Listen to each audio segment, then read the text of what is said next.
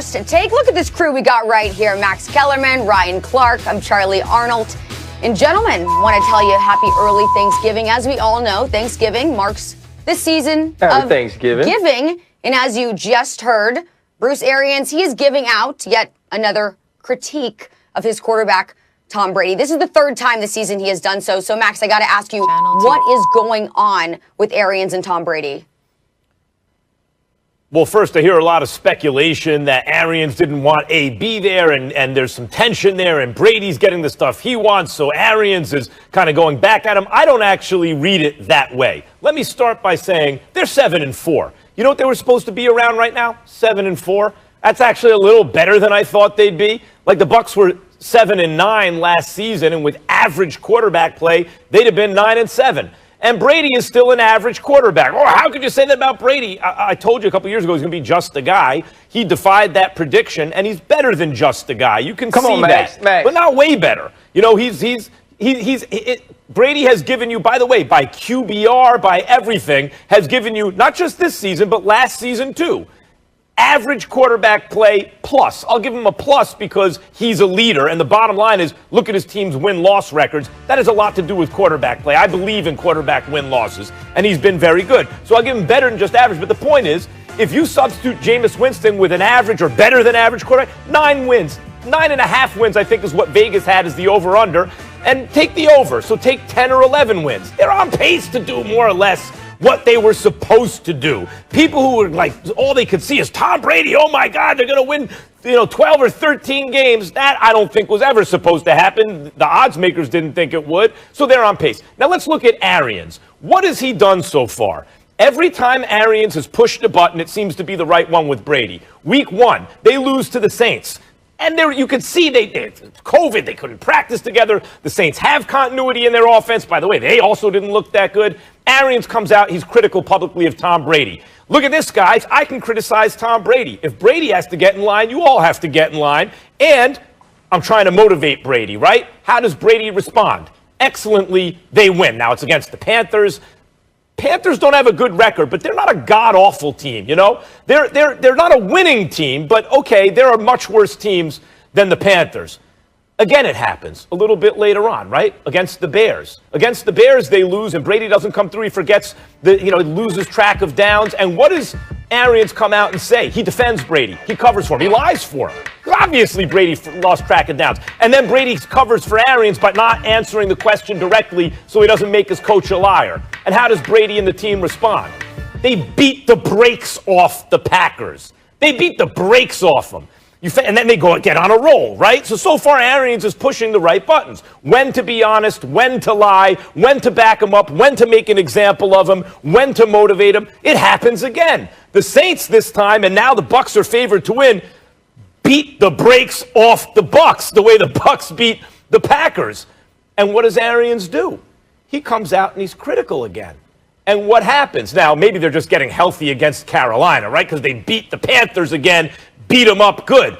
But they also got healthy against the Packers, who were really on a roll at the time. So now they're going into a game against the Chiefs, the defending Super Bowl champions, the best team in football with the best quarterback who ever lived. Let's be honest. The level Mahomes is playing at now, only Aaron Rodgers has ever touched, and that includes Tom Brady. He's just more physically gifted. They have weapons everywhere, but Chiefs have looked a little vulnerable, haven't they? I mean, even going back to the playoff run of the Super Bowl, they've been vulnerable. And the Bucs do have an excellent defense. And they do have a Brady who should be motivated after a loss. And they do have weapons.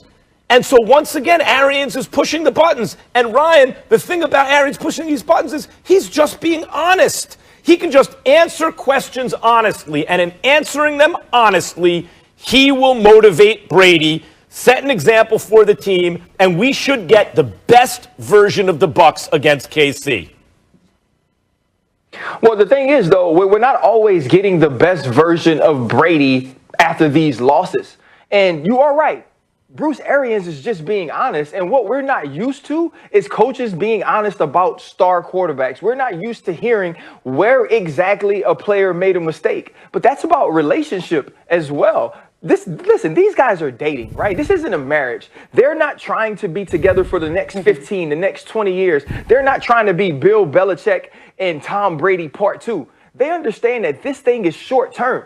They understand that we are looking for a nice, great time, not a long time. So they need to win right now. So he doesn't have to hedge his bet with Tom Brady or make Tom Brady feel comfortable by the things that he says in his press conferences. He could just answer the questions that are being asked. And that's what he did. And he's only talking about football, right? He's talking about the actual football play, the stuff that we can all see.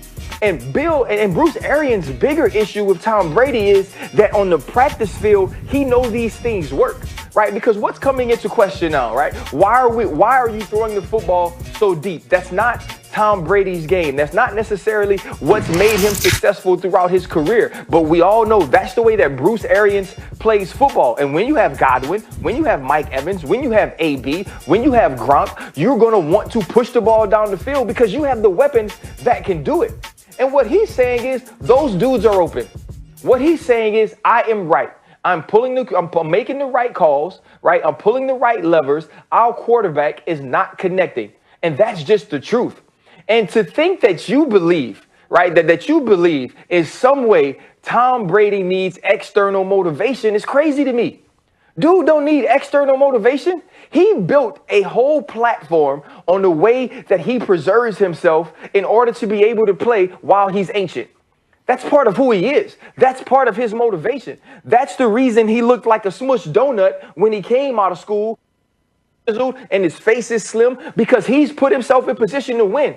The dude said, if you want to beat me, you're going to have to be willing to die. That ain't got nothing to do with Bruce Arians. Bruce Arians is expressing his frustration with knowing that things should be working differently, and the quarterback he got ain't doing it. And that's what. Go ahead. Look.